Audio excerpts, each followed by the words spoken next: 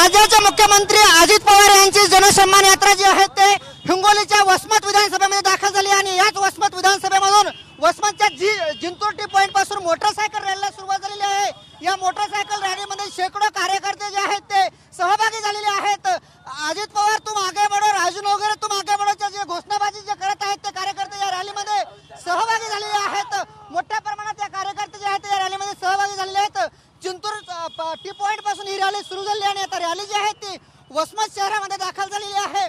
त्यानंतर रॅली जी आहे ते मयूर कारखाना रोडवर असल्या मयूर मंगल कार्यालय पुढे जे ग्राउंड आहे ते ग्राउंड कडे दाखल होणार आणि त्यानंतर अजित पवार जे आहे ते जमलेल्या शेतकरी बांधवांना, राष्ट्रवादीच्या कार्यकर्त्यांना जे आहेत ते संबोधित करणार आहेत।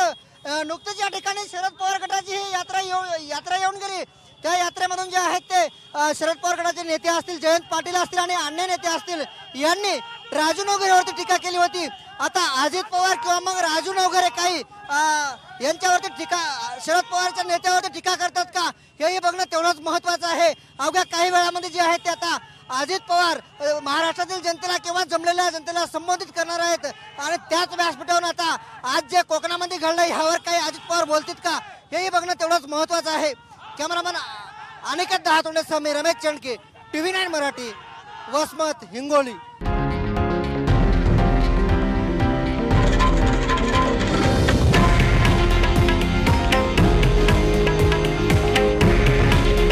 हे आहे देशातील नंबर 1 न्यूज नेटवर्क आणि आपण पाहत आहात TV9 मराठी। काळजी तुमची, हित महाराष्ट्राचं।